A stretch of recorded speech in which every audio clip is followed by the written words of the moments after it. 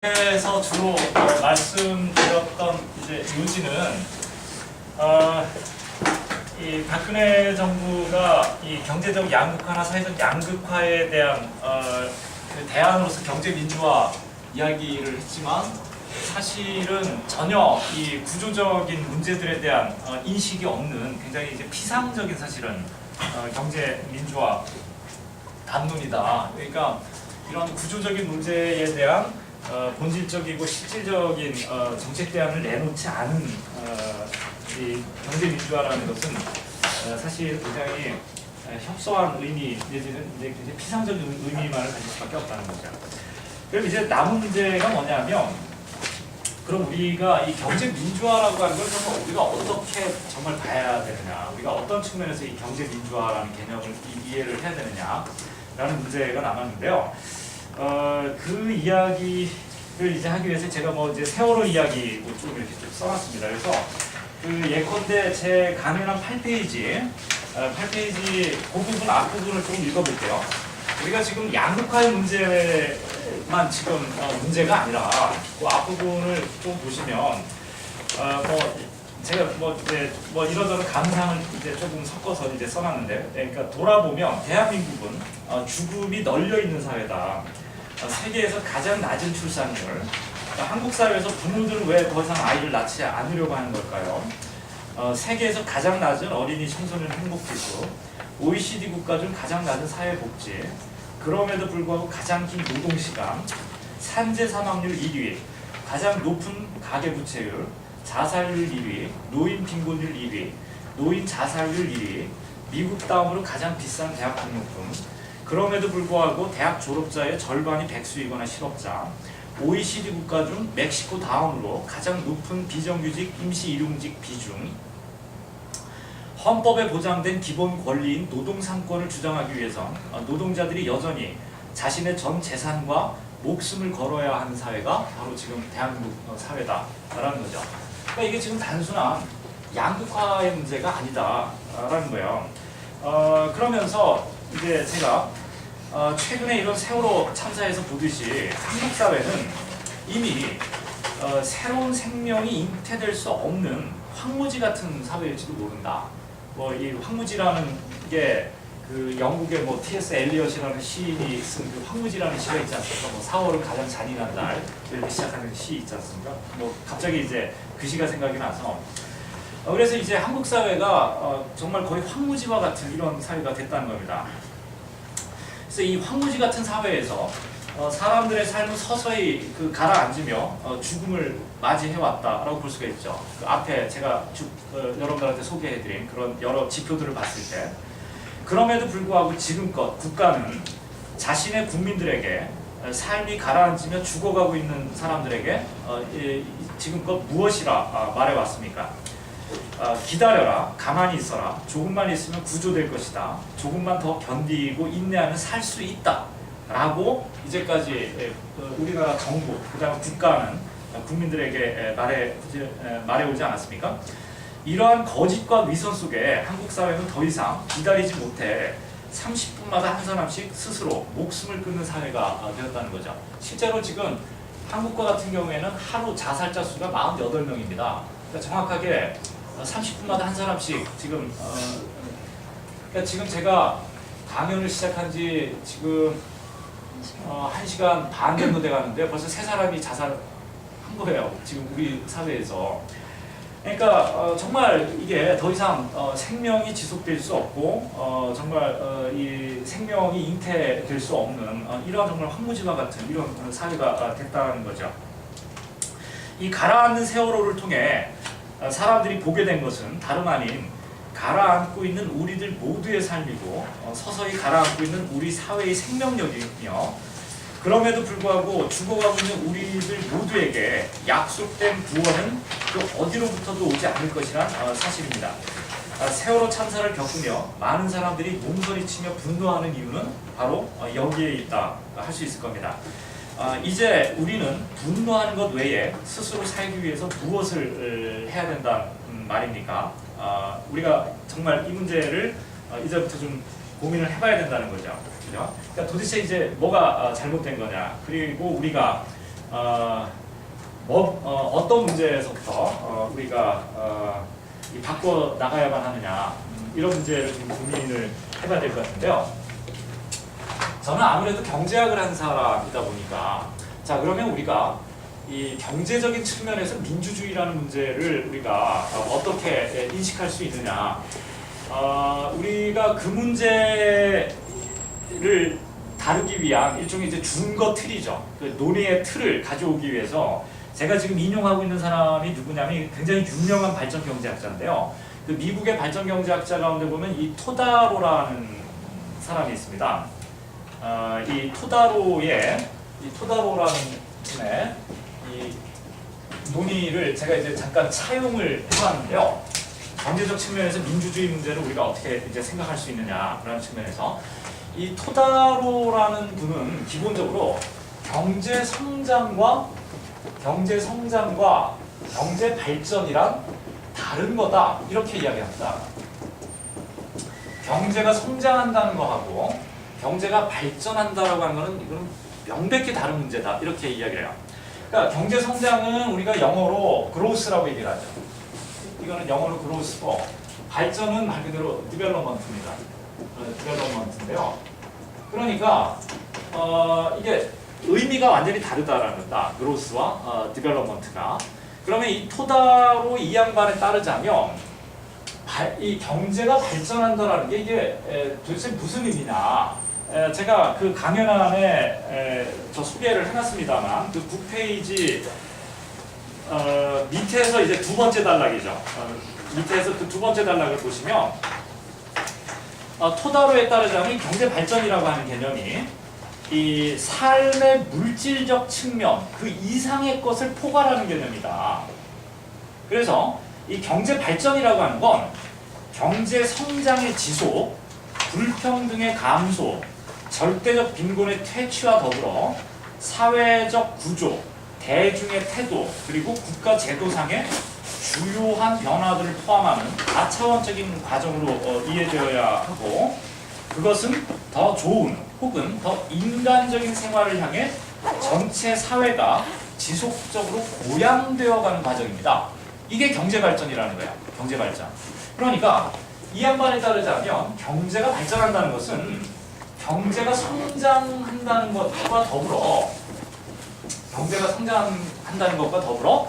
그 사회 체제나 사회 제도가 더 좋은 사회 또는 더 인간적인 사회로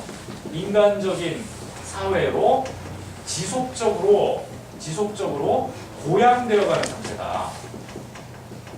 고양되어 가는 상태가 이게 경제가 발전하는 거다. 이렇게 이야기를 합니다. 그러니까 그 사회가 경제 성장과 더불어서 그 사회가 더 인간적이거나 더 좋은 사회로 지속적으로 고양되어가는 이런 상태. 그게 경제가 발전하는 거다. 그래서 예컨대 이게 이제 제가 토다로 이 양반이 쓴 그 발전 경제학 그 교과서에서 이제 인용을 한 건데요. 발전 경제학 교과서에 보면 경제는 성장함에도 불구하고 경제가 전혀 발전하지 않는 나라들이 있습니다. 그런 나라들이 주로 어떤 나라들이냐면 이제 사우디아라비아 같은 나라들이 대표적인 예를 드는 게 그 중동의 그 왕주 국가들 있지 않습니까? 중동의 그 왕주 국가들. 여러분 한번 보세요. 사우디아라비아나 쿠웨이트 같은 나라들을 보면 당연히 석유가 나니까 그렇잖아요. 석유가 나니까 경제는 엄청나게 성장을 했겠죠. 경제가 엄청나게 성장을 했는데 그러니까 물적으로는 경제가 엄청나게 성장을 합니다. 사우디나 쿠웨이트가. 그런데 여전히 사우디아라비아 같은 나라는 어때요? 여자가 운전을 한다고 해서 처벌을 받는 나라예요. 그렇잖아요. 여성이 운전을 한다고 해서 처벌을 받고 사람을 막 채찍으로 때려 죽입니다. 근데 왕이 통치를 해요. 시민들의 민주적 권리가 전혀 보장이 안 돼요. 그죠? 언론 출판의 자유가 완벽하게 보장되질 않습니다. 그 다음에 따라서 시민들의 권리 자체가 제한이 되다 보니까 그 사회의 이 사회적 부의 거의 대부분이 왕을 중심으로 한 몇몇 이제 그 사우디아라비아를 구성하고 있는 몇몇 그 부족들이 있지 않습니까? 그 부족장들의 어떤 그 과두 체제죠. 과두 체제가 결국은 그 사회 전체의 부를 통제하고 있지 않습니까? 그러니까 토다로적 관점에 보면 사우디아라비아나 뭐 쿠웨이트나 이런 나라들을 보면 경제는 분명히 성장을 하지만, 그죠? 경제는 분명히 성장하지만 이러한 경제 성장의 기초에서 제도적 측면이나 이런 그 사람들의 이 삶의 측면에서 그 사회가 더 좋은 또는 더 인간적인 사회로 지속적으로 고양되어 왔다라고 우리가 보기는 어렵다는 거야. 그러니까 그런 사회는 경제는 성장했지만 경제 발전의 어떤 그 과제들을 성취하는 데에는 실패한 나라다라고 이제 이렇게 이야기를 합니다. 이러면서 이제 이 토다로 같은 경우가 경제 성장이라는 개념하고 경제 발전이라는 개념을 이렇게 이제 구분을 하는데, 그런데 이제 더 중요한 거는 뭐냐 하면 이 양반이 경제가 발전하기 위해서는 우리가 경제 발전이라는 이런 그 개념을 우리가 그러니까 경제 성장과는 다른 이런 이 경제 발전이라는 개념을 우리가 이야기를 하려면, 그러니까 결국은 경제 발전이라는 개념이 사회가 더 좋은 상태로 이렇게 고양되어 가는 상태지 않습니까? 그럼 도대체 어떤 상태가 더 좋은 상태냐? 그죠? 어떤 상태가 더 좋은 상태냐? 그래서 경제 발전이 추구해야만 하는 핵심적 가치라는 게 뭐냐? 그러니까 어떤 가치들을 실현하는 게 그러면 이 사회가 더 좋은 사회로 가는 거다, 이렇게 이야기할 수 있느냐라는 거죠. 그래서 이 경제 발전이 추구해야 되는 핵심적 가치 세 가지를 이야기합니다. 그거를 이제 제가 한 세 가지를 인용을 하고 있는데요. 첫 번째는 뭐냐면 그 경제가 생존의 유지와 기본적 필요를 제공할 수 있어야 된다는 거예요. 그 사회가 사회 구성원들에게 생존의 필요와, 그러니까 생존의 유지와 기본적 필요죠. 기본적 필요를 그 사회가 충족시켜 줄 수 있어야 된다. 그렇기 때문에 이런 측면에서 경제가 발전하기 위해서 경제는 성장해야 된다, 이렇게 이야기를 합니다. 그러니까 기본적으로 어떤 사회가 더 바람직한 또는 더 좋은 사회로 가려면 최소 그 사회에서는 밥을 굶는 사람은 없어야 된다는 거야. 밥을 굶는 사람은 없어야 되고, 그 다음에 집이 없어가지고 노천에서 잠을 잔다든가 해서 목숨을 잃는다든가 이런 사람들은 적어도 없어야 된다는 거지, 그 사회 내에. 그러니까 우리가 어떤 사회가 더 좋은 사회로 간다는 얘기는 적어도 그 사회 구성원들의 생존을 유지해 줄 수 있는 사회일 뿐만 아니라 그 사회 구성원들의 기본적인 필요를 그 사회가 충족시켜 줄 수 있어야 된다. 이게 가능하려면 경제는 성장을 해야 된다는 겁니다. 경제가 성장하지 않은 상태에서는 이러한 가치들을 우리가 실현한다는 게 어렵다는 거죠. 그죠? 그래서 이 경제 성장이라는 게 경제 발전의 필요 조건이다, 이렇게 이야기해요. 경제 발전의 필요 조건이다. 그러니까 일단은 경제가 성장하는 과정 속에서 우리가 경제 발전을 추구할 수 있다는 거죠. 그죠? 그래서 이제 경제 성장은 경제 발전의 이제 필요 조건이다라고 얘기를 하는데, 그러면 경제만 성장한다라고 해서 그럼 경제가 발전하는 거냐? 또 그건 아니라는 거죠. 또 다른 어떤 가치들이 실현이 돼야 되는데, 이쪽에 이제 충분 조건입니다. 충분 조건들로서 한 두 가지를 더 꼽고 있는데, 그 두 번째가 뭐냐면 경제가 성장함과 더불어서 사회 구성원들이 인간적 자존감을 가질 수 있어야 된다. 그러니까 사회 구성원들이 인간적 자존감을 가질 수가 있어야 된다. 그래서 뭐 여기서 인간적 자존감이라고 하는 거는 자신을 존중하고, 그 다음에 자신이 다른 사람의 목표를 위해 또는 다른 사람의 도구로서 사용되고 있지 않다는 느낌, 뭐 그게 이제 자존감이다라는 거죠. 그러면서 이제 토다로 같은 경우에는 어떤 사회, 어떤 국가, 그 다음에 어떤 개인도 자존감을 포기하지 않는다는 겁니다. 자존감을 포기하지 않는다. 그러니까 자존감을 포기하면 그건 이미 인간이 아니라는 거예요. 그죠? 인간이 아니다. 그렇기 때문에 경제가 성장함과 더불어서 그 사회가 모든 개인들이 갖는 인간적 자존감을 보호해줄 뿐만 아니라 고취시켜줄 수 있어야 된다. 그죠? 이게 경제 발전이 추구해야만 하는 두 번째 가치다. 그 다음에 이제 세 번째, 이게 가장 본질적으로 중요한 건데요. 경제 발전이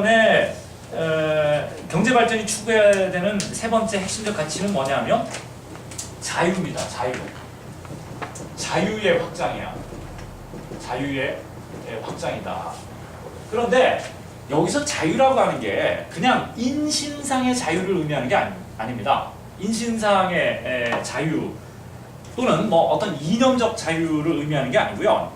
토다로가 얘기하는 자유라고 하는 것은 뭐냐면 말 그대로 물질적 욕망으로부터, 그러니까 직접적인 물질적 욕망으로부터의 해방이야.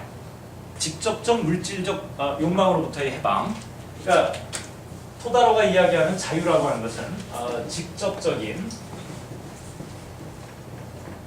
물질적 욕망으로부터의 해방입니다.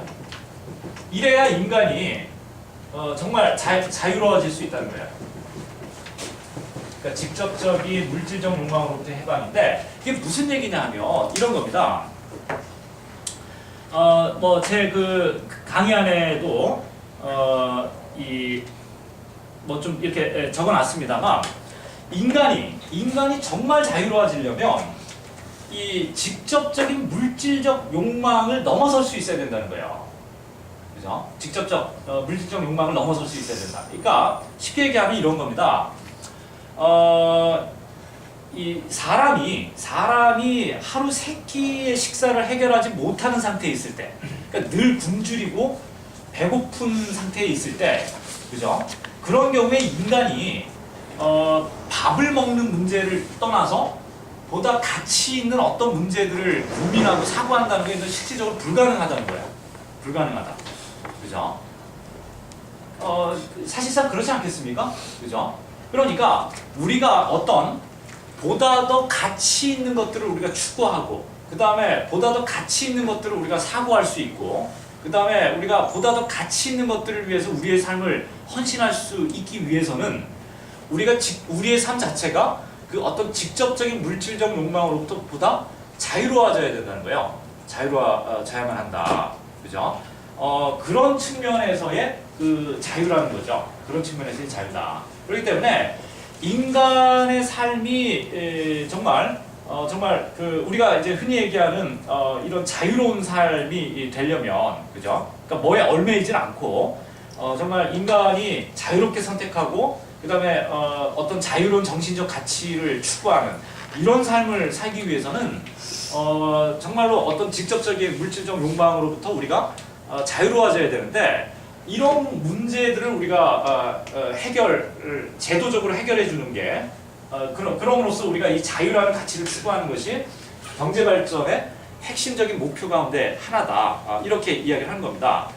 그러니까 왜 우리가 요즘에 이 대학생들이 사회적 문제에 관심이 없다라고 이야기를 하잖아요. 뭐 민주주의니 뭐 사회적 정의니 이런 거에 관심이 없고,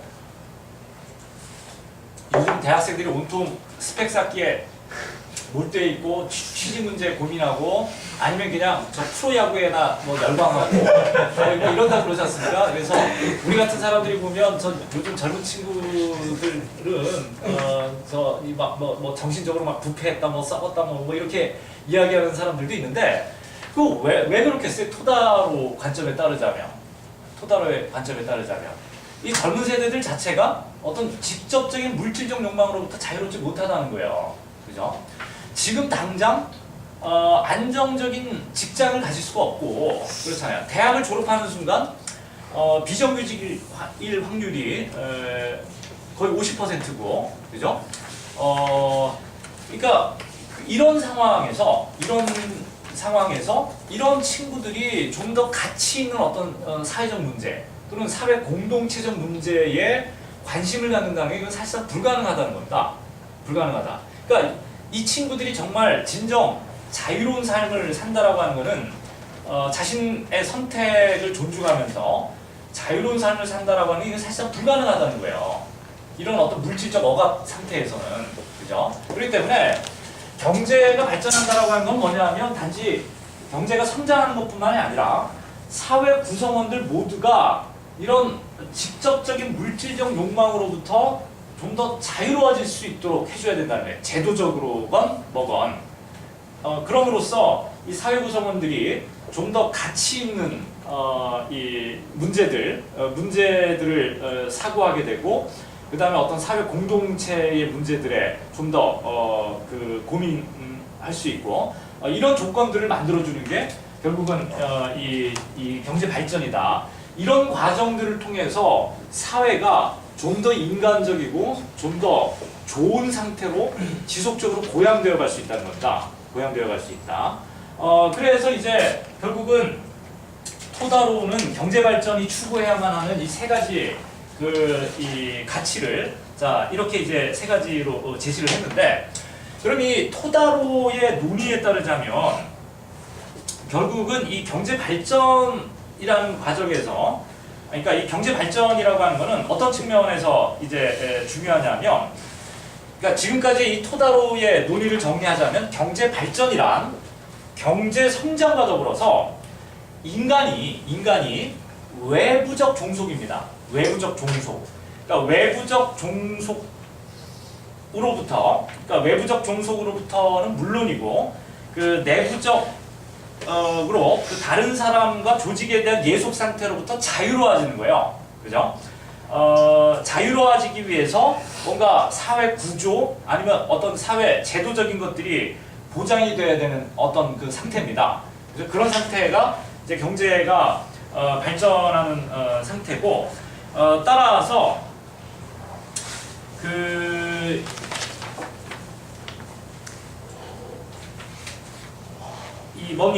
이 경제 발전이 가능하기 위해서는 그러니까 이 토다로가 얘기하는 이 세 가지 가치 기준에 따라서 이 경제 발전이 이 가능하기 위해서는 이 사회 구성원들이에요. 이 사회 구성원들을 억압하고 있는, 그러니까 억압적인 어떤 그 물질적 조건이죠.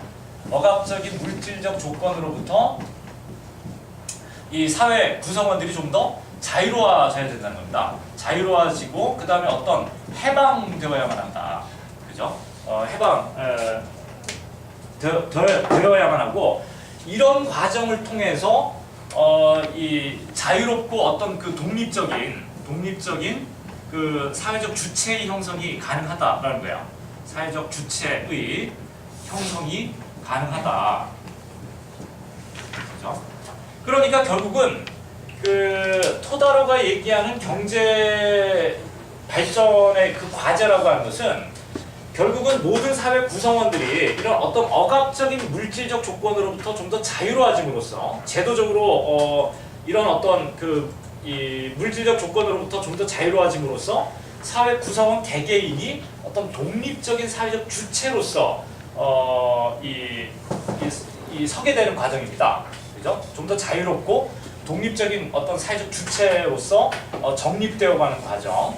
그게 이제 일종의 이 경제 발전 과정이다. 그래서 이러한 과제들을 달성하기 위해서 이제 여러 가지 이제 제도적인 대안들이 이제 필요하다는 겁니다. 실제로 여러 가지 이제 제도적인 대안들이 필요로 한데, 그래서 이제 이 과정에서 이제 중요한 게 바로 뭐냐면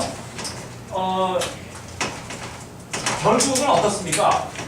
토다로가 얘기하는 이 경제 발전이 가능하려면 모든 사회 구성원들이 어떤 직접적인 물질적 억압 상태로부터 벗어나야 된다는 거지 않습니까?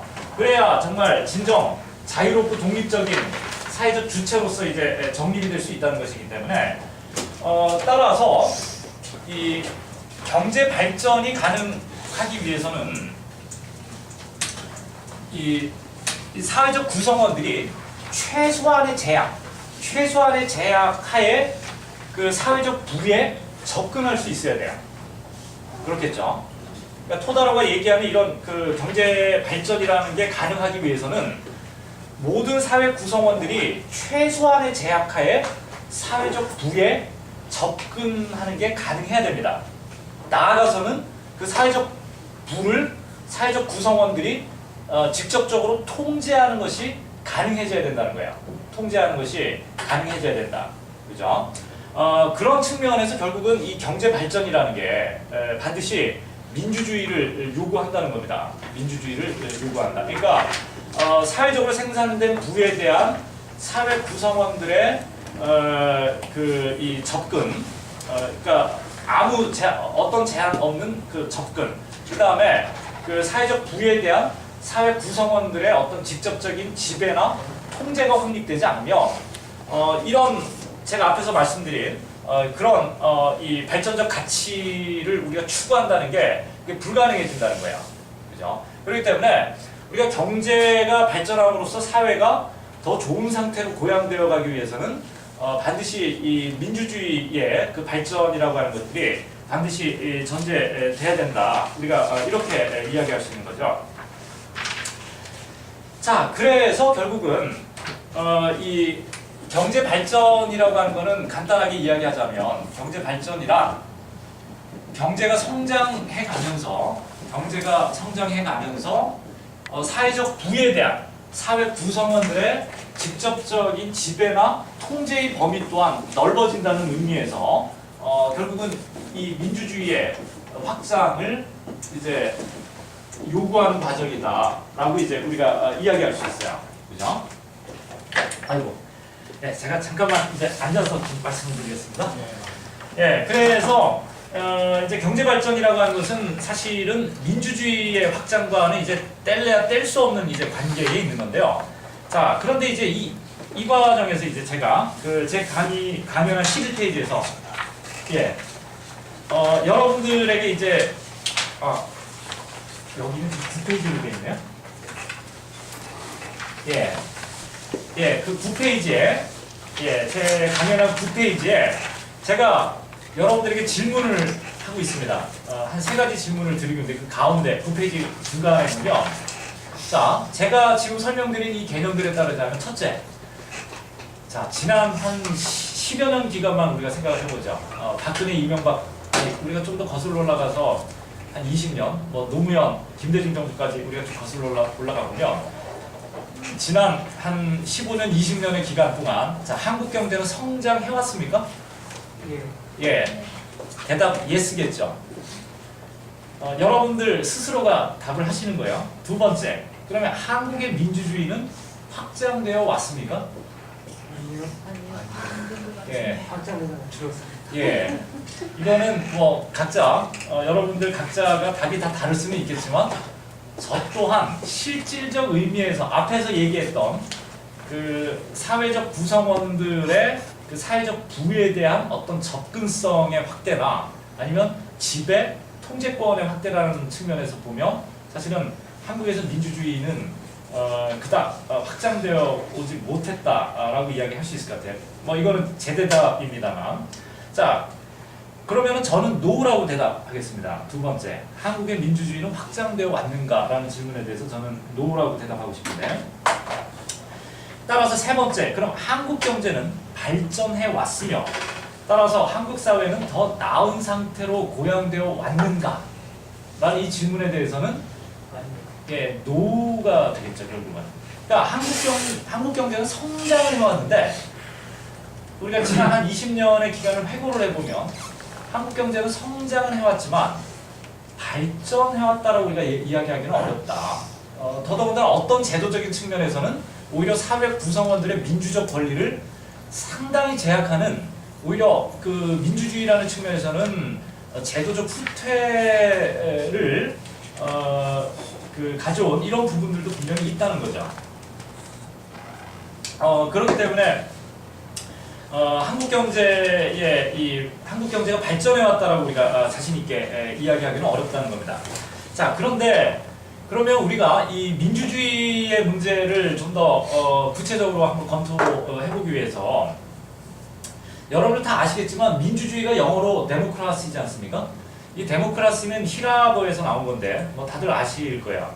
이 데모스라고 하는 히라보와 그 다음에 이제 크라토스죠. 데모스는 인민, 대중을 의미하는 거고요.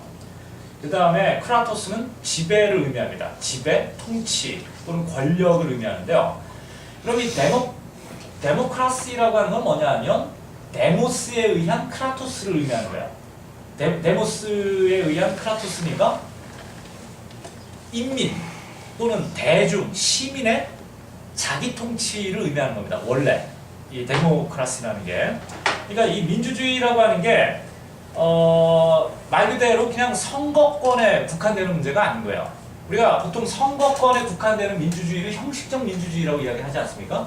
형식적 민주주의인 것이고 우리가 실질적 의미의 민주주의라고 하는 것은 인민, 민중 또는 시민의 자기 통치성의 확장입니다. 자기 통치성의 확장이에요. 그죠? 이게 이제 우리가 이제 실질적 측면에서의 이제 민주주의다. 이렇게 이야기를 하는데 그러면 우리가 이런 자기 통치성의 그 확장이라는 측면에서 보면 과연 한국 사회에서 지난 한 20여 년 기간 동안에 민주주의가 확장되어 왔다라고 이야기할 수 있느냐? 이런 우리가 질문을 해보면 사실은 우리가 부정적으로 대답할 수밖에 없다는 거죠. 그 결정적인 반증이 뭐냐면 그 9페이지 그 아래에서 두 번째 패러그래프 맨 마지막 줄에 보면 지금 현재 한국 사회의 대중들은 사실상 물질적 욕망으로부터 더더욱 자유롭지 않게 됐다는 거야. 그죠?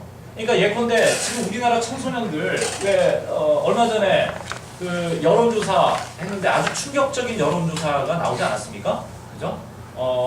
실제로 청소년들한테 설문조사를 했는데 돈을 벌기 위해서라면 부정이나 거짓을 해도 되는 거냐 이런 그 질문을 했는데 그때 80%인가의 학생이 해도 된다라고 대답을 했다는 거예요. 해도 된다. 그러니까 이게 저희 때랑 요즘 친구들이랑 되게 많이 다른 건데 우리 때만 하더라도 그런 설문조사를 하면 속으로는 해도 된다 이렇게 생각하면서도 그러니까 돈을 위해서는 사람을 죽여도 된다 이렇게 생각하면서도 겉으로는 안 된다라고는 앞서 얘기를 했거든요. 안 된다.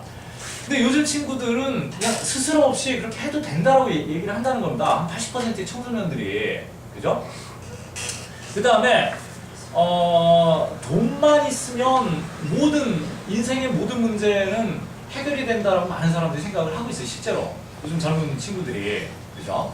그러니까 이 얘기는 뭐냐면 우리 사회 구성원들이 오히려 경제는 성장을 했는데 오히려 물질적 욕망으로부터는 더더욱 자유롭지 못하게 됐다는 거예요. 경제는 성장했는데. 그러면 왜 사람들이 물질적 욕망으로부터 자유롭지 못하게 된 걸까요? 그 이유가 왜 그렇겠어요? 예, 불평등이 심화되어 왔기 때문에. 불평등이 심화되어 왔다는 얘기는 결국 뭐겠어요?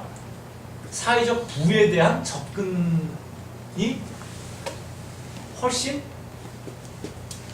어려워졌다는 거죠. 어려워졌다는 겁니다. 그죠? 그러니까 사회적으로 뭔가 끊임없이 부가 만들어지고 부가 축적이 되는데 사회 구성원 대다수가 그 만들어지고 축적된 사회적 부에 접근할 수 없다는 거예요. 접근할 수 없다. 이러니까 오히려 이런 그 사회적 부로부터의 배제 내지는 소외가 심화가 되면서 사람들이 더더욱 물질적 욕망으로부터 자유롭지 못하게 되는 거예요. 그죠? 그렇기 때문에 우리가 단지 지금 박근혜 정부가 비민주적인 어떤 행위들을 보이고 있기 때문에 우리가 한국 사회의 민주주의가 지금 위기다라고 이야기를 하는 게 아니고요. 단적으로 얘기해서 사람들이 더더욱 물질적 욕망으로부터 자유롭지 못하다라는 이런 현상 자체가 사실은 한국 사회에 굉장히 그 심각한 민주주의의 위기들을 지금 보여주고 있는 그 현상들이고 그 징후들이다. 이렇게 이야기할 수 있다는 겁니다. 그죠? 이런 측면에서 이제 한국 사회의 민주주의는 사실 굉장히 지금 위기적 상황이고, 그 다음에 이런 측면에서 우리가 보통 1987년 이후에 우리가 어떤 정치적 민주화 과정을 경험을 해왔다. 이렇게 이야기를 하는데, 이런 측면에서 사실은 그 87년 이후에 이 정치적 민주화의 이 과정이라고 하는 것은 굉장히 형식적인 것이었고, 그 다음에 이거는 굉장히 의사적 이 민주주의일 수밖에 없었다라는 게 이제 제 생각입니다. 여기서 이제 의사적이라는 얘기는 영어로는 이제 섀도우라고 이야기를 하는데, 이제 섀도우 데모크라스입니다. 자, 이 섀도우라는 표현이 그게 허상이라는 얘기, 허상, 그죠? 섀도우, 허상이라는 겁니다. 실체가 없는 허상. 그러니까 이 87년 이후에 정치적 민주화라고 하는 게 국민들에게 평등한 선거권이 보장이 되고 투표권이 보장이 되고 뭐 이런 어떤 형식적 측면에서의 민주주의의 어떤 성과는 있었지만 정말 이 사회적 부에 대한 어떤 접근 그 다음에 이 사회적 부에 대한 어떤 지배와 통제라는 측면에서 우리가 이 민주주의를 보게 되면 오히려 굉장히 한국의 민주주의는 형식적이고 의사적 그 성격의 이제 민주주의였다라고 이제 이야기할 수 있다는 거죠. 자, 그래서 이제 우리가 이 한국에서의 어떤 민주주의의 어떤 딜레마에 이제 봉착하게 되는데 형식적 민주주의는 진전되어 왔지만 실질적 민주주의는 전혀 진전되어 오지 못하는 이런 이제 딜레마에 이제 봉착하게 되어 왔는데. 자, 그러면 우리가 이 경제 민주화를 위해서 이제 무엇을 할 것인가 이제 마지막 이제 내용이 될 텐데요. 자, 그럼 우리가 이 경제 민주화의 어떤 그 진전을 위해서 우리가 뭐 어떤 일들을 할 수 있을 것이냐. 자, 이러한 질문에 대답하기 위해서 제가 그 본문에 제가 써놓은 거를 좀 한번 읽어보겠습니다. 자, 무엇을 할 것인가? 라는 이러한 질문에 대한 답을 찾기 위해 우리는 몇 가지 사전적인 질문에 답을 할 필요가 있습니다. 자, 어떤 질문이냐면 지금과 같은 한국 사회의 구조를 누가 결정했으며 누가 만들었습니까? 누구나 자신이 비정규직이 되는 것을 기피하면서 원하지 않으면서 누가 이처럼 많은 비정규직을 양산했습니까?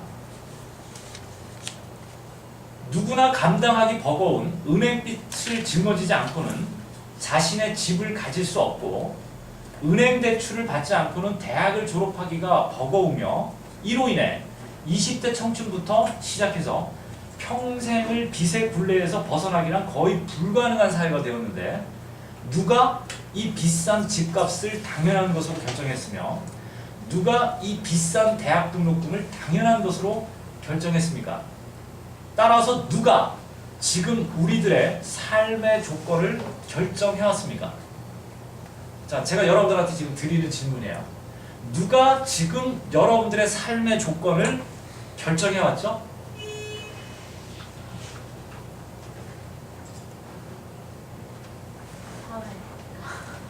국민들 자신. 예. 분명한 거는 여러분들 자신은 아니죠. 예컨대 여러분들 자신이 이 많은 비정규직을 만들어냈는데 여러분 자신이 동의했습니까? 아니요. 동의한 적 없죠? 저도 동의한 적 없어요. 그 다음에 우리 모두 은행빚 조달 안 하면 은행에서 돈을 빌리지 않으면 도저히 집 한 채 살 수 없다라고 이야기를 하는데, 그죠? 아파트 가격이 이렇게 비싸도 된다라고 하는 것에 대해서 여러분들이 동의해 준 적 있어요? 없죠? 예. 그 다음에 우리 지금 학교에서 저한테 배우고 있는 학생들이 지금 와 있는데요. 예컨대 지금 대학 등록금이 얼추 한 1,000만 원 가까이 된다고 그러지 않았습니까? 된다고 그러는데 예컨대 한윤구 학생 지금 대학 등록금 1,000만 원 받는 것에 대해서 한윤구 학생은 동의해 준 적 있어요? 없죠. 그냥 내라고 하니까 지금 내는 거죠. 네. 누가 그거 결정했는지 모르겠는데 그냥 내라고 하니까 내는 겁니다. 그렇잖아요. 그 비싼 가격에 사라고 그러니까 그냥 사는 거예요. 우리가. 그 다음에 누군지는 모르겠는데 이 엄청나게 많은 비정규직을 만들어 놓고 너 이거라도 취직하기 싫으면 취직하지 말라고 지금 얘기를 합니다. 그죠? 그 다음에 그게 억울하면 정규직 되라고 지금 이야기를 해요. 그죠? 그러면 우리가 이거 사실은 굉장히 심각한 질문이에요. 우리가 누구도 하지를 않았는데 우리의 삶을 규정짓고 있는 이러한 어떤 삶의 조건들을 지금 누가 결정해서 누가 이런 삶의 조건들을 만들어 놓고 이런 구조를 누가 만들어 놨느냐라는 거죠. 그래서 이제 그 밑에는 이제 제 대답을 적어놨는데요. 솔직하게 얘기하면 우리들 자신이 아니다라는 겁니다. 우리들 자신이 아니다. 우리들 자신이 원하고 우리들 자신이 필요로 해서 우리들 스스로가 지금 이런 사회, 이런 조건들을 우리가 지금 만들어 놓은 게 아니다라는 거죠. 그럼 누가 만들었느냐? 말 그대로 지배 권력이 만든 거예요. 지배 권력. 그럼 우리나라에서 지배 권력이라는 게 뭐냐? 재벌, 관벌, 엄벌, 군벌. 이게 우리나라 지배 권력이고 지배 집단인데 우리가 아주 솔직하게 얘기하면 재벌과 관벌이 결정을 하는 겁니다. 재벌과 관벌이 결정을 하고 그 다음에 엄벌이 정당화해요. 언론이 정당화를 합니다. 그렇지 않습니까? 언론이 정당화를 하고 국민인 우리들은 자발적으로 그냥 동의해 줄 뿐이었어요. 선거나 투표를 통해서. 그렇잖아요. 그죠? 그러니까 실질적으로는 재벌이나 관료들이 이러한 삶의 조건들을 결정을 하고 언론, 엄벌 집단이 그거를 정당화하고 그 다음에 우리들은 사실은 정치적으로 자발적 동의를 해줬을 뿐이다 라는 겁니다. 우리가 결정은 한 게 아니고요. 그 자발적 동의라는 게 우리가 이제 정치학에서 얘기하는 헤게모니 개념이지 않습니까? 자발적으로 동의해 준 거야. 그러니까 마치 우리가 이러한 것들을 모두 우리들이 스스로 결정한 것처럼 우리가 착각을 하는 것 뿐이다라는 거죠. 착각하고 우리가 마치 결정의 주체인 것처럼. 그죠? 자, 그러면은 사실은 우리가 이 간단하지만 사실 심각한 이 질문을 통해서 우리가 알 수 있는 것은 뭐냐면 우리들 스스로는 사실상 이 사회의 주체가 아니라는 겁니다. 이 사회의 주체가 아니라는 거야. 그러니까 이 사회는 데모스가 크라토스라는 사회가 아니라는 거죠. 그러니까 인민, 그 다음에 시민, 대중이 자기 지배, 자기 결정권, 그죠? 자기 삶에 대한 자기 결정권을 갖거나, 그 다음에 자기 삶에 대한 자기 지배권을 갖고 있는 사회가 아니다라는 겁니다. 단, 이 사회에서 시민이나 대중들은 자발적 동의권만을 갖고 있는 지금 사회다라는 거예요. 그 얘기는 우리는 주체는 아니지만 이미 누군가의 헤게모니 속에 포섭은 돼 있다는 거죠. 포섭은 돼 있다. 그러면은 그 누군가의 헤게모니라는 게 결국 누구의 헤게모니냐? 그게 이제 결국은 자본의 헤게모니일 텐데 우리가 사실은 자본의 헤게모니 속에 지금 포섭이 돼 있기 때문에 그 자본의 요구에 대해서 우리가 지금 자발적으로 동의해 준 거다라는 겁니다. 그러면 한국 사회에서 이 자본의 헤게모니가 그 관철되는 중요한 그 매개가 바로 뭐냐면 제가 이제 거기 쭉 써놨습니다만 예, 11페이지죠. 그 여러분들한테 배포된 그 이 강연의 11페이지에 보시게 되면 그 11페이지에 어떤 이야기가 나오느냐면요. 그 11페이지에 나오는 얘기를 이제 간단하게 정리하면 이런 겁니다. 한국에서 자본가들이 이야기하는 시장개혁은 다 완료가 됐습니다. 시장개혁은 끝이 났어요. 시장개혁. 이 시장개혁이라고 하는 게요. 1980년대 중반서부터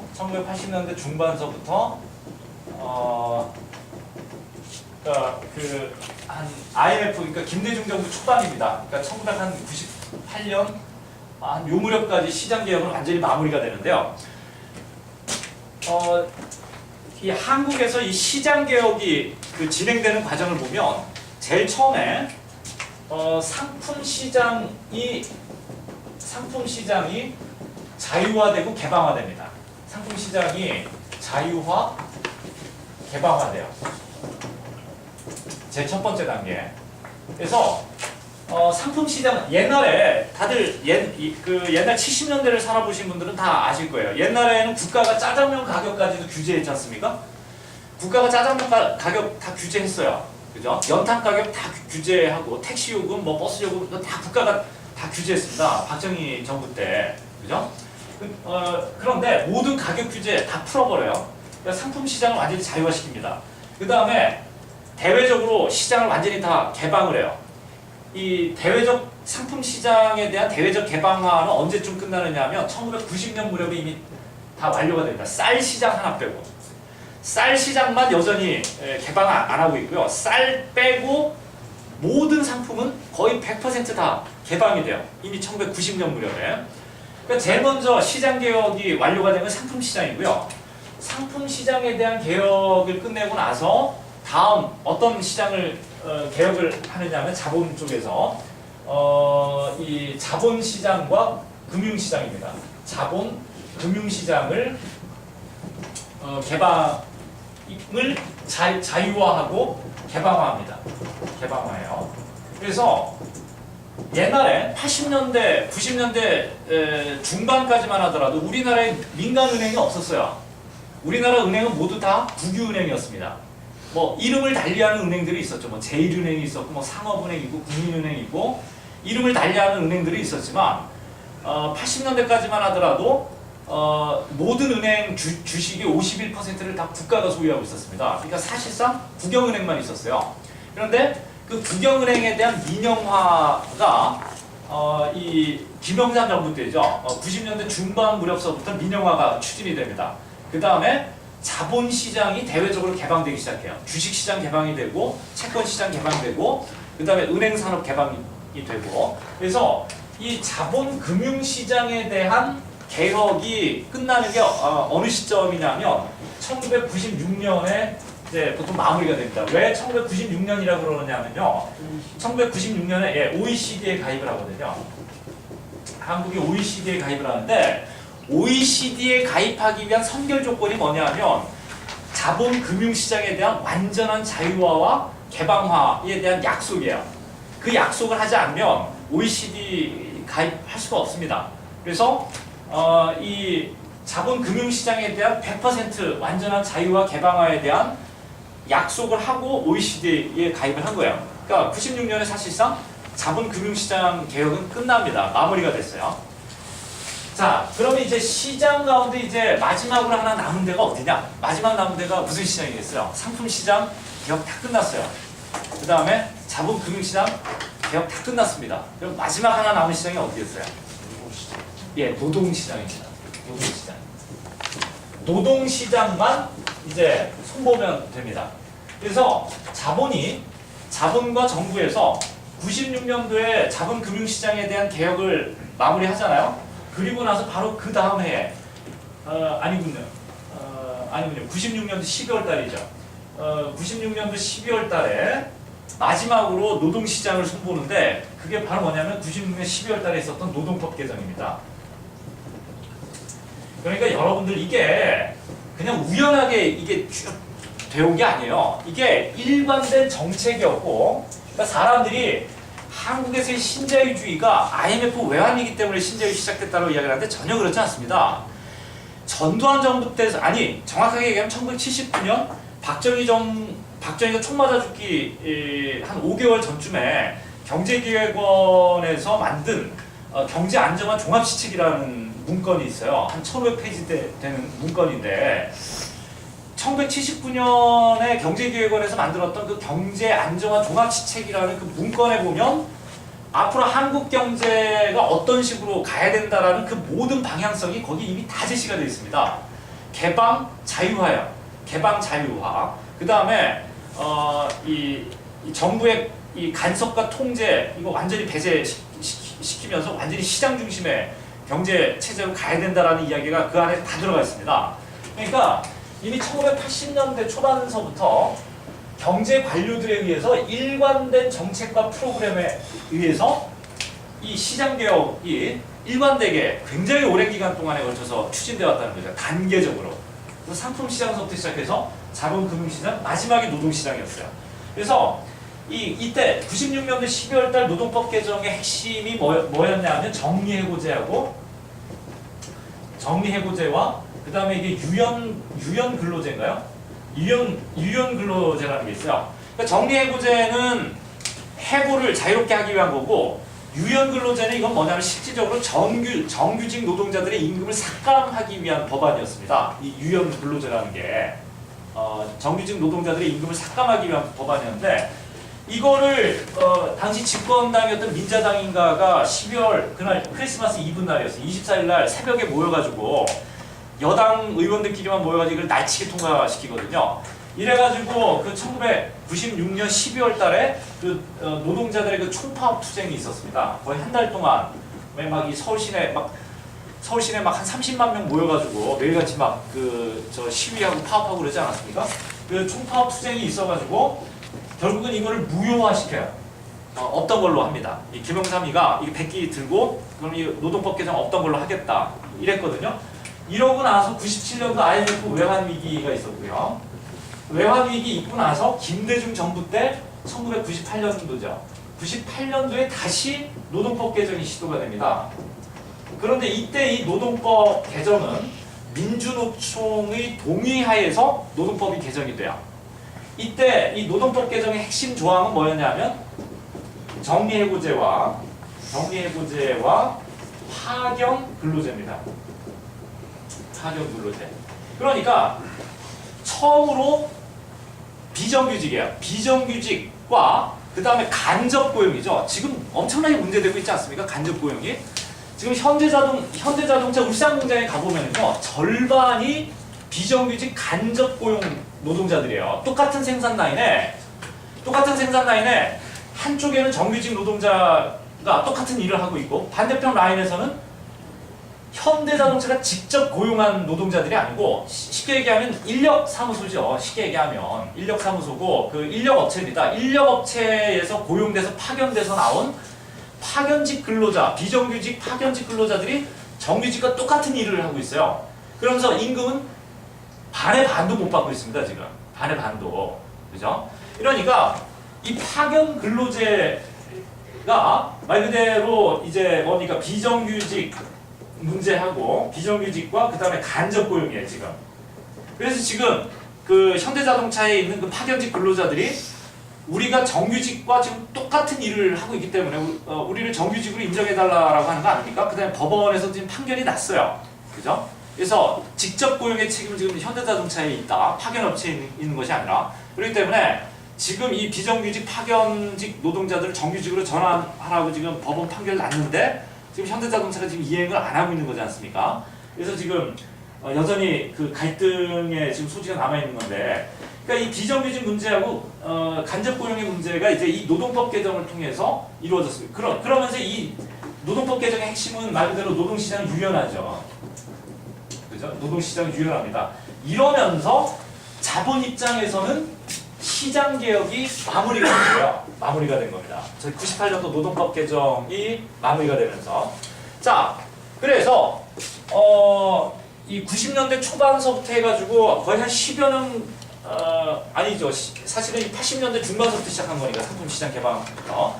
그러니까 한 거의 한 15년이 넘는 기간에 걸쳐서 시장 개혁을 단계적으로 이렇게 추진해왔다는 겁니다. 그죠? 그럼 이제 시장 개혁은 완전히 완료가 됐어요.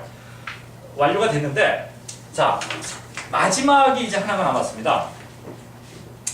자본이 원하는 축적 조건을 구성하는 데 있어서 마지막 걸림돌 하나가 남았어요. 그 다음에 마지막 개혁 대상이 남았습니다. 그게 바로 뭐겠어요?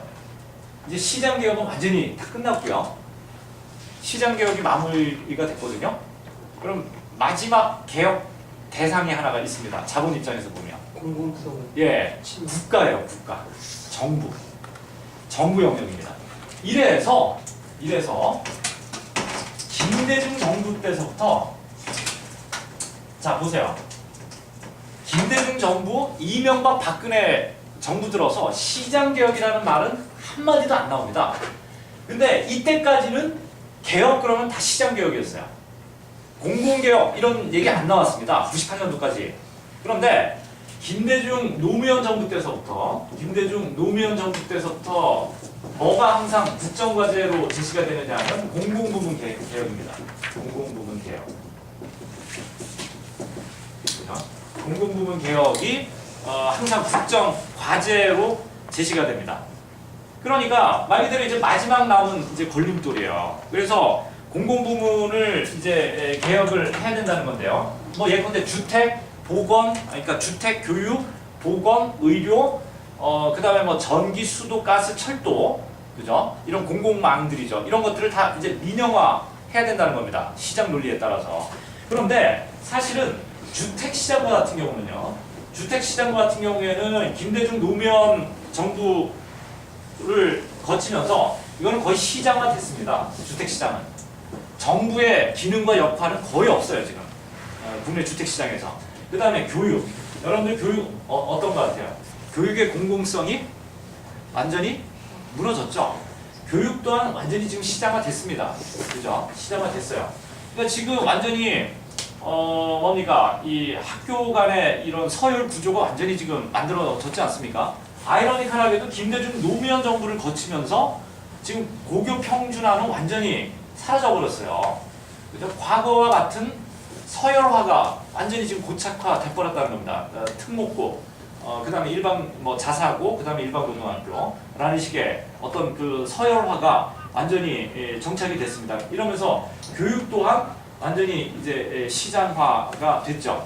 그리고 이제 남은 게 지금 의료, 그 다음에 이제 뭐 수도, 그 다음에 가스, 철도 부분인데 이것도 지금 다 민영화하거나 지금 시장화 하겠다라고 지금 집요하게 지금 시도하는 거지 않습니까? 그죠? 자, 그래서 지금 공공부문 개혁 이야기가 나오는 게 이게 우연한 게 아니다라는 거죠. 이런 배경하에서 지금 공공부문 개혁이 나오는데, 자, 그런데 중요한 거는 뭐냐면 김대중 노무현 정부의 정부 하에서 이런 공공개혁, 공공부문 개혁 이런 이야기가 나오면서 주택과 교육이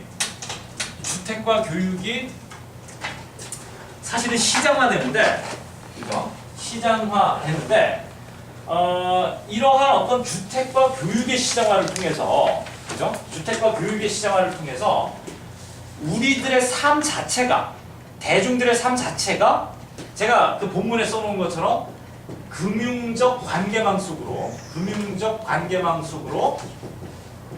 포섭이 되어갔다는 게 이게 중요합니다. 포섭되어갔다. 이 주택시장과 교육시장의 이런 시장화를 통해서 대중들의 삶 자체가 금융적 관계망 속으로 포섭되어갔다는 게 중요합니다. 이게 무슨 얘기냐면, 보세요. 아파트 가격에 대한 규제가 다 풀려버렸습니다. 분양원가 제도, 분양가 규제 제도 폐지가 됐잖아요. 98년도에 폐지가 됐어요. 김대중 정부에서. 분양가 규제 제도가 폐지가 되면서 아파트 가격이 천정부지로 뛰지 않습니까? 그러면서 주택 공급은 전적으로 민간 건설회사에 의존하게 됩니다. 그죠? 그러면서 아파트 가격이 천정부지로 뛰면서 사람들이 엄청난 부채를 조달하지 않으면 주택 구입이 어려워져요. 그죠? 그래서 결국은 지금 가계부채 천조 시대가 된 거 않습니까? 그죠? 사람들이 그 주택 구입하는데 엄청난 그 은행 돈을 부채를 지금 조달함으로써 가계부채가 지금 천조가 됐는데, 이렇게 주택 구입을 통해서 사람들이 금융부채를 짊어지게 되고, 이러면서 사람들의 삶 자체가 금리의 변동에 굉장히 민감해지기 시작했다는 거야. 금리 변동에 굉장히 민감해지기 시작했다. 그죠? 그 다음에 이 교육도 마찬가지예요. 그죠? 교육도 마찬가지고. 그래서, 결국은 이런 그 공적 영역의 축소, 그 공적 영역의 축소가 왜 중요한 의미를 갖느냐 하면, 그 11페이지입니다. 11페이지에 보시면은요, 그 위에서 그 두 번째 패러그래프 있죠. 노무현 정부 들어라고 시작되는 그 패러그래프. 그 11페이지, 그 노무현 정부 들어로 시작되는 그 패러그래프에서 쭉 내려오시면, 그 패러그래프 밑에 부분을 보시게 되면, 이처럼 대중들의 일상적인 삶 자체가 금융적 관계망 속에 포섭됨에 따라 대중들은 사회 전체적으로 주택 가격의 하향 안정화가 바람직하다는 점에는 동의하면서도 자신이 소유하고 있는 주택이나 아파트의 가격만은 하락해서는 안 된다는, 따라서 사회 공동체의 이해보다는 개인의 이해와 이익을 우선시하는 시장 행위자로서의 규범을 스스로 내면화하게 됐다는 겁니다. 이게 훨씬 더 중요해요, 사실은. 공공 영역의 그 축소보다.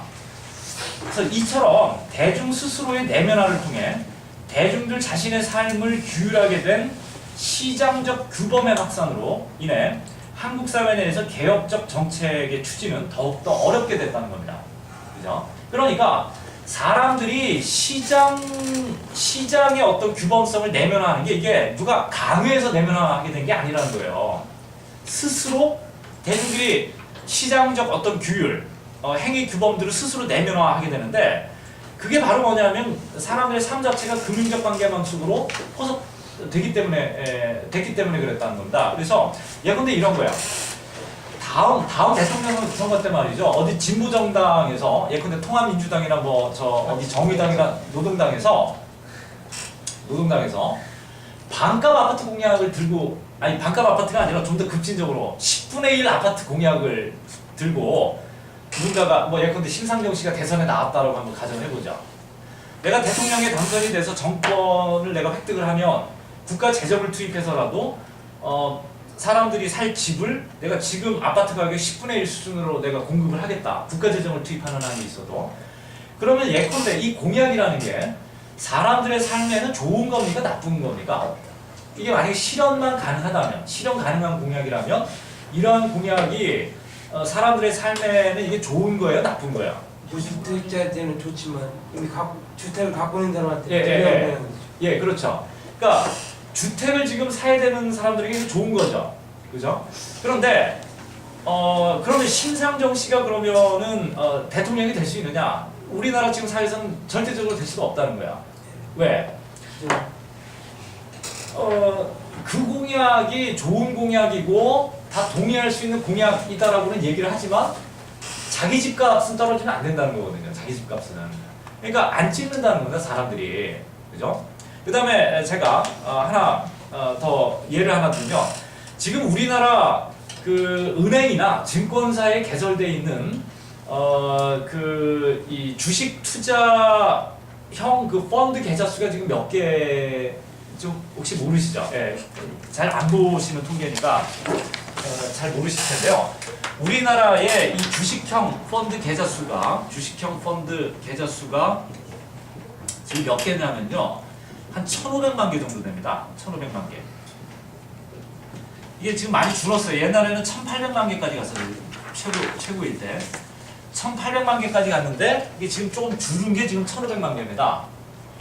그러니까 이 얘기는 결국 뭐냐면 지금 우리나라에 주식 투자하는 사람이 적어도 몇만 명 정도가 있다는 거야. 1,500만 명이 있다는 겁니다, 지금. 그럼 우리나라 인구가 지금 어린애들까지 다 합쳐가지고 5천만이거든요. 5천만이라고 그러는데 그럼 대략 우리나라 인구 3사람 가운데 이제 한 사람이 주식 투자를 하고 있다. 주식 투자. 어린애들까지 다 포함해가지고. 그러면 예컨대 마찬가지로 어느 진보 정당에서 다음 대선에 나와가지고 내가 이번에 대통령 되고 우리 당에서 정권을 잡으면 삼성 재벌 확실히 해체하겠다. 이런 대선 공약을 내세웠다라고 한번 가정해보세요. 그러면 국민들의 지지를 받을 수 있을 것 같습니까? 없을 것 같습니까? 지금의 한국 사회의 지금 상태에서. 예, 이거 불가능합니다. 불가능해요. 왜 불가능하냐면 사람들이 그 취지에는 동의할 수 있어요. 삼성 재벌이 갖는 폐단이 원체 심하기 때문에 삼성 재벌을 개혁해야 된다는 것에 대해서는 동의하지만 실제로 건드리는 것에 대해서는 반대합니다. 왜? 삼성 재벌을 건드리면 주가 떨어질 거고 주가 떨어지면 당장 내가 지금 손해를 본다는 거예요. 그렇지 않습니까? 3사람 가운데 지금 한 사람이 지금 주식 투자를 하고 있는데 지금 대학생들 가운데서도 지금 주식 투자하는 사람들, 친구들 굉장히 많습니다. 그죠? 그러니까 이러한 지금 사례들은 지금 뭘 보여주느냐면 한국 사회에서 대중들의 삶이라고 하는 것 자체가 알게 모르게 엄청나게 광범위하게 금융적 관계망 속으로 이미 지금 포섭돼서 들어가 있다는 거예요. 그러니까 이런 금융적 이해관계와 대중들의 어떤 이해관계가 거의 지금 일치한다는 겁니다. 그죠? 그렇기 때문에 우리가 이 대중들이 이러한 어떤 그 기제를 통해서 어떤 이 시장적 규범이죠. 시장적 규범을 내면화할 뿐만 아니라 어떤 사회 공동체적 어떤 이해관계를 사고한다는 게 점점 사실은 더 어려워지고 있다는 겁니다. 그죠? 점점 더 어려워지고 있다. 따라서 그 한국 사회의 시장화가 가져온 가장 파괴적인 결과는 단순히 공적 영역이 축소됐다라는 사실에 있는 게 아니고요. 개인의 삶이 광범위한 금융관계망 속으로 포섭됨으로써 한국 사회 내 개인과 대중이 자신의 이해관계와 자본의 이해관계를 동일시하게 되었다는 데 있습니다. 그죠? 그러니까 대중들 스스로가 자신의 이해관계와 자본의 이해관계를 지금 동일시하고 있다는 거예요. 동일시하고 있다. 그죠? 그러니까 많은 대중들이 삼성이 망하면 우리 사회가 망하는 걸로 지금 생각하고 있어요. 삼성의 이해관계를 자신의 이해관계와 많은 사람들이 지금 동일시하고 있다는 겁니다. 그죠? 이게 사실은 가장 파괴적인 결과예요. 대중들 스스로가 자신의 이해관계와 자본의 이해관계를 동일시하고 있다는 거. 그 다음에 이를 통해서 한국의 민주주의는 사회 공동체의 이해로부터 유리된 채 단지 선거권의 행사를 통한 정권 교체의 문제로 협소화되거나 형식화되어 왔다는 겁니다. 그러니까 이게 결국은 민주주의의 위기죠. 그죠? 그러니까 결국은 대중들의 삶 자체가 자본의 헤게모니 속으로 포섭되어 간다는 것 자체가 사실은 한국 사회에서 민주주의의 위기를 지금 낳고 있다는 겁니다. 낳고 있다. 그죠? 이런 측면에서 사실은 경제 민주화라고 하는 건 뭐냐? 경제 민주화라고 하는 거는 단지 약자를 보호하고 제가 아까 전에 계속 이야기한 것처럼 어떤 비대칭적인 권리관계를 좀 더 대칭적인 권리관계로 수정하는 것만이 지금 경제민주화가 아니다라는 겁니다. 경제민주화라고 하는 거는 바로 이러한 구조를 우리가 깨는 거예요.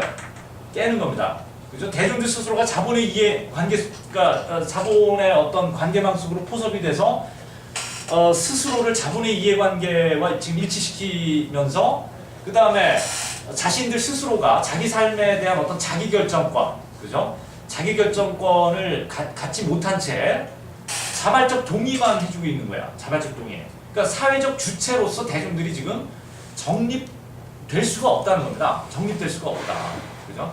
사회적 주체가 되기 위해서는 자기 이해관계라는 게 있어야 돼요. 자기 이해관계. 그렇지 않습니까? 자기 이해관계가 있어야 되고 그 다음에 자기 이해관계의 기초에서 자기 삶의 조건들을 스스로 결정할 수 있어야 됩니다. 그게 사회적 주체인데